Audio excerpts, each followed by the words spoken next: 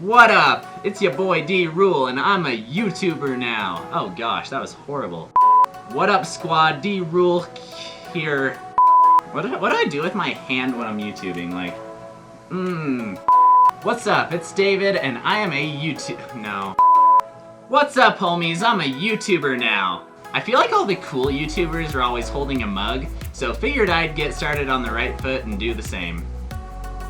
So, for the last year, I've been telling myself constantly that I'm gonna start a YouTube channel, but I always had some dumb excuse like, you're too ugly today, or you don't have a good YouTubing studio. But today, I finally had this big surge of motivation, and I was just like, you know what, David? You're gonna start your YouTube channel today, because that's how you get stuff done. So yeah, here I am, your new favorite YouTuber. My mom's texting me. Oh, it's Isaac. Thanks for ruining the video, Isaac. Sheesh. So anyway, if you don't know me, my name is David Rule, and I am a travel dude. So yeah, anyway, if you're watching this, you probably came from Instagram. I'm that world traveling dude from Wyoming, and now I'm a YouTuber.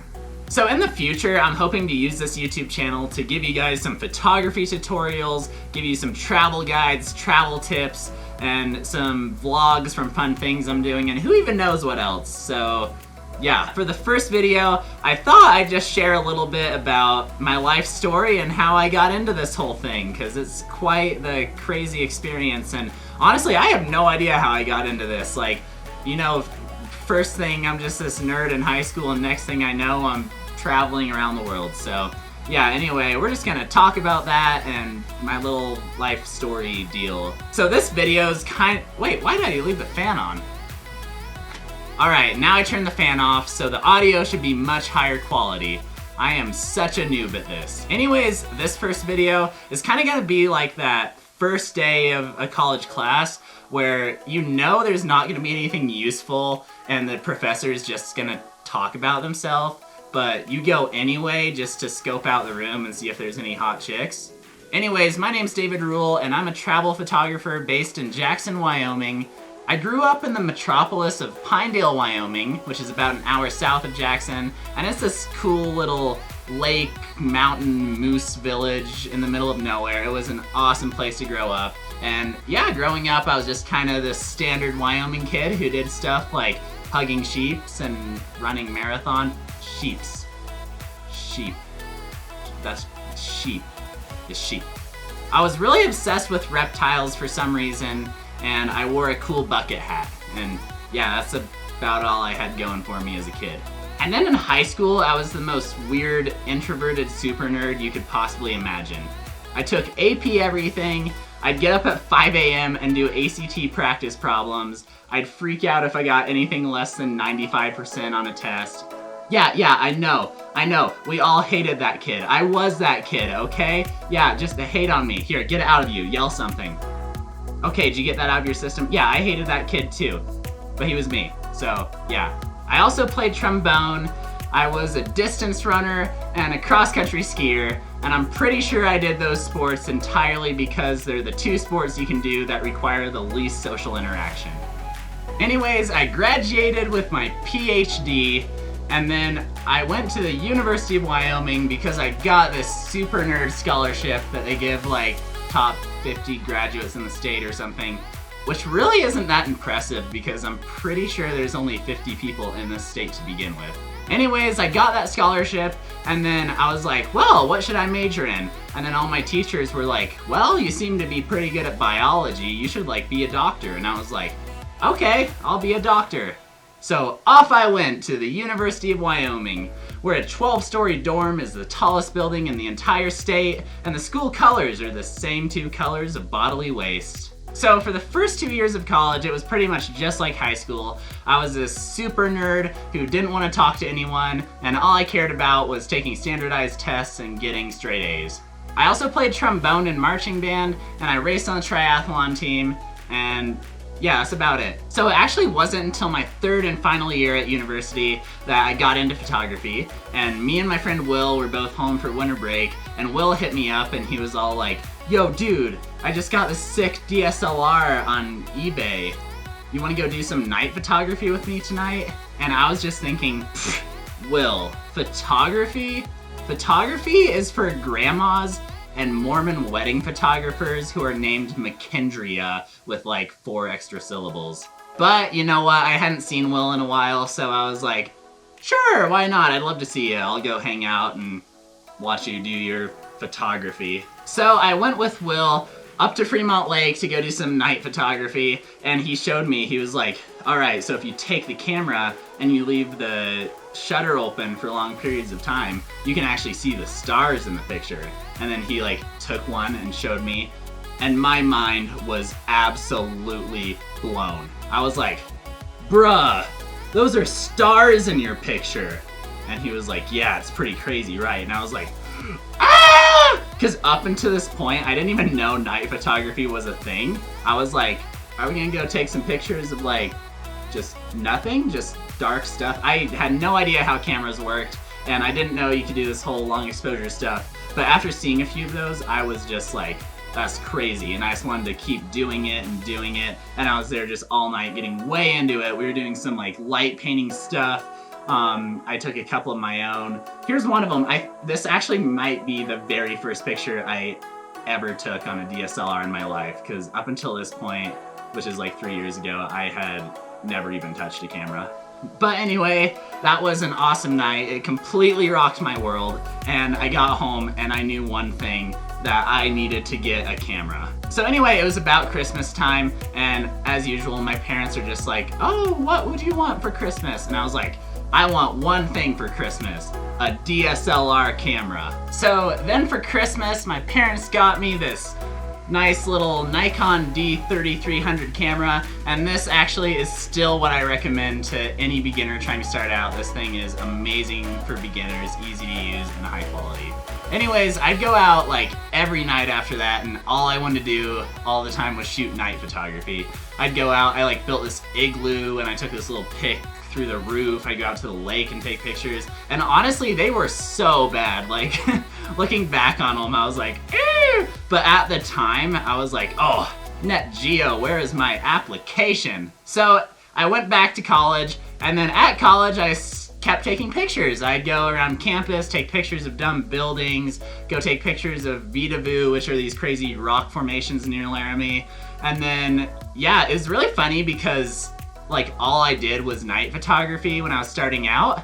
And now I feel like I don't think I've posted a night shot in months. Anyways, for that spring break after that, I went on a trip to Lake Powell with Will and some of his friends from back out east, and that's when I started taking more like adventure landscape pictures. We went to like Horseshoe Bend, we went to these cool caves, we went all over, and I was completely obsessed with it. All I did was take pictures, and yeah, Will completely turned me into a monster. So if you're watching this, thanks, Will. I'd probably be in medical school if it wasn't for you. So anyway, after that spring break trip, I went back to college, and then I was about to graduate because I took AP everything in high school, so I had like a year out of the way, so I had 3 years of school. So I was about to graduate with my degree in physiology and neuroscience, and I was meeting with my advisor to talk about the next steps, and then I remember I met with her, and she was all like, okay, sweet.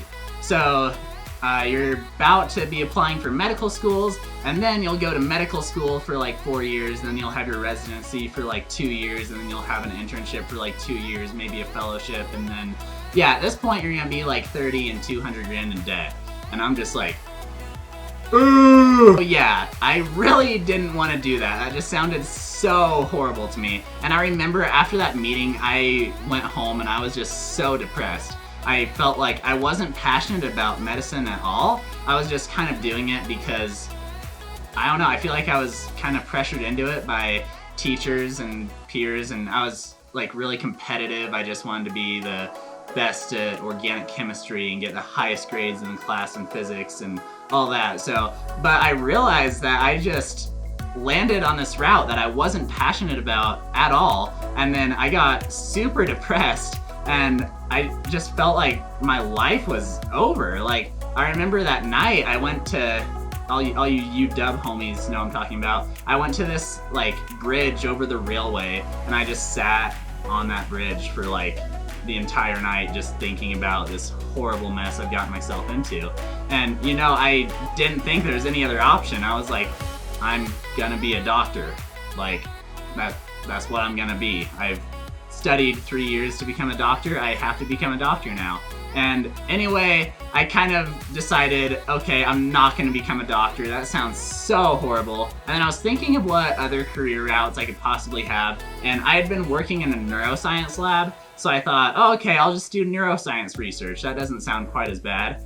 And then I realized that really neuroscience research is mostly writing grants, doing paperwork, and paperwork. It's a lot of boring paperwork, okay? And you know, I just really didn't want to do that with my entire life. And I don't know, I thought about everything, and finally I was like, you know what? I'm just gonna graduate with this degree in physiology neuroscience, and I'm just gonna take this summer, and I really like this whole photography thing, so I'm just gonna find something having to do with like media production, camera stuff, and I don't know, just more. I thought of it as more or less just taking a gap year to kind of figure out what I wanted to do, and I liked camera stuff, so I'd do something with that.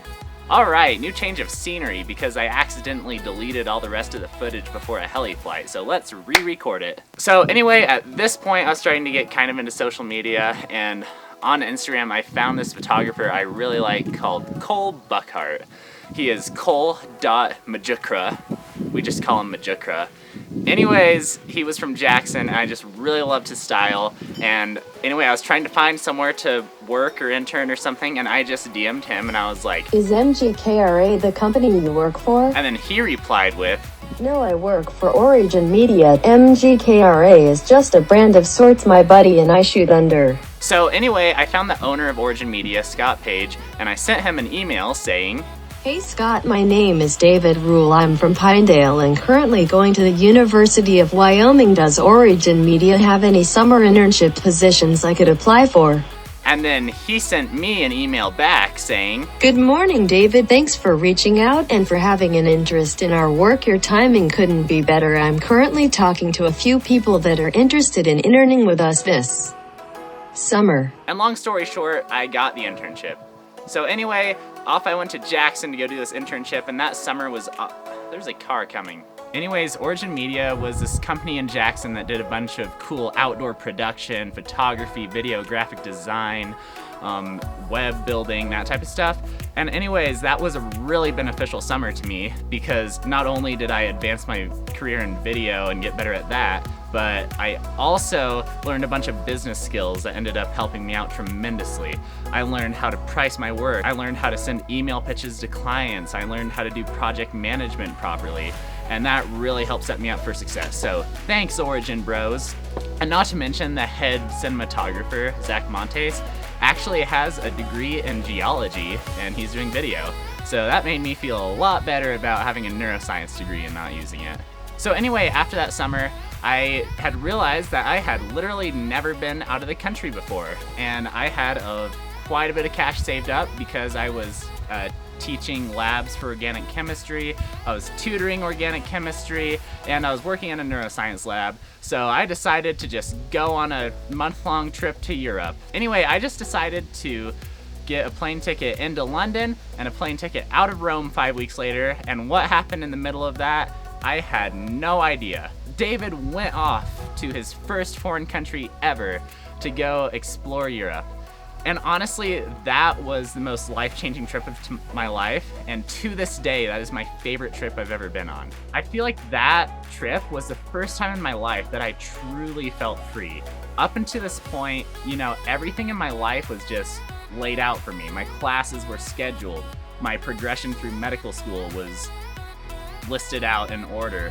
Every aspect of my life was like laid out for me, and I really didn't have that much freedom. And now I felt like, you know, if I wanted to go explore some forest in Switzerland with a weird wizard under a bridge tomorrow, I could. If I wanted to go jump off a 200-foot cliff in Slovenia the next week, I could. Like, I had no plans. Also started really coming out of my shell during that trip. I went from being a horrible introvert to being just this crazy extrovert who wanted to talk to anyone and everyone. Because I was traveling alone, you know, I made friends at hostels, at cool places while cliff jumping. I remember this one night I was just cliff jumping on the Croatian seaside with some friends, and we were just playing guitars and trumpets and stuff, and I just got thinking, and I was like, this is what's up. Like, I think I want to do this for the rest of my life. And on this trip, I was taking trains everywhere, and then I'd occasionally just run places. I never really rented a car because it's horribly expensive if you're under 25. But anyways, I was sleeping in cow troughs and in forests and ditches on the side of the road. I was staying at hostels, I was meeting people. It was just so much fun, and it just really gave me a stoke and passion for travel, and I am so happy I did that trip. Also on that trip, I feel like I started getting some of my first images that actually started getting some traction on Instagram and getting me a considerable following.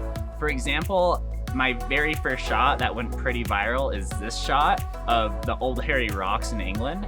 And I feel like today that is one of my absolute favorite shots. And then that's the first one that kind of started taking off. And then I had a few other on that trip, like this one of Alpe di Siusi in Italy, and then this one of Lago di Brais in Italy. And anyway, it was just so awesome, and it really just ignited my passion for travel. So I got back to the US, and then not too long after that, I actually got hit up by this guy, JJ Yosh, and he's like a TV host personality dude. He has this Instagram famous cat, and anyway, he hit me up and he said, You are an amazing photographer. I would love to hire you to work on my projects. And anyway, he invited me on this trip to Kenya. I thought it was a scam at first, but he told me that he was going to Kenya to do a partnership with LifeStraw, and he wanted me to help shoot his content and content for LifeStraw. And next thing I know, I am on a plane headed out to the rains of Africa. So anyways, I was in Kenya, and I spent 2 weeks shooting this awesome project for LifeStraw. And then after that, I asked them, I was just like, yo, any chance you could delay my flight a couple weeks? Like, as long as I have a free flight out here, I'd love to explore. And they're like, oh yeah, sure, why not? So then I spent 2 weeks after the LifeStraw trip just exploring Kenya solo. I went to the coast around Mombasa. That was awesome. And then I had some connections to this Maasai tribe, and I spent a week living in this Maasai Mara village right at the base of Mount Kilimanjaro, and that's where I got all my pictures of the giraffes and elephants crossing the road and all that, and it was just so crazy, I couldn't even believe it. So then soon after that, I got offered a trip to go help shoot this documentary for an art festival in Tulum. And so I went to Yucatan Peninsula, and that's where I got all my cenote shots and explored there for a while. And then after that, that summer, I decided to just go on a little road trip for the summer. I went up through the Pacific Northwest in Canada and Montana, which is where I shot that pic of the rocks and glacier. And that one picture is pretty much entirely responsible for my Instagram career. Like, seriously, if you're watching this, you probably found me because of those colored rocks. Like, that shot went so viral. It got on Earth Picks, Beautiful Destinations, Earth Focus, Discover Earth. It was just everywhere, and I grew from about 25,000 followers to almost 70,000 followers in just 2 weeks. And then after that, I had already been doing quite a few video gigs and just freelance production work, but now I had a pretty good following that I could also market and use that as a source of income and marketing for my photography and video. So then that fall, I got offered a trip to Cuba with Occanella Expeditions and Peru with Occanella Expeditions, and those were both awesome trips. And I also moved to Oregon impulsively because, I don't know, I was having a hard time, and I'm just impulsive like that. Anyway, that was really cool. And then I went to Hawaii, got offered a trip to Australia with Hertz. I went and did that. And then I went to Bali, and then coronavirus hit. And yeah, that pretty much takes you up to date.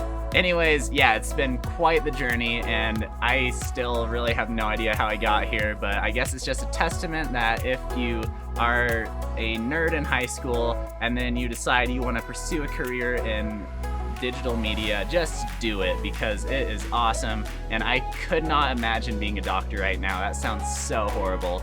So yeah, But anyway, it may look like I have my life together, but honestly, I still have no freaking idea what I'm doing. Like, zero. Not a clue. So anyway, we'll see where this crazy life takes me, but I honestly have come to embrace uncertainty rather than liking everything to be all cut in stone for me. And I just can't wait to see where this adventurous spirit takes me. So yeah, bye!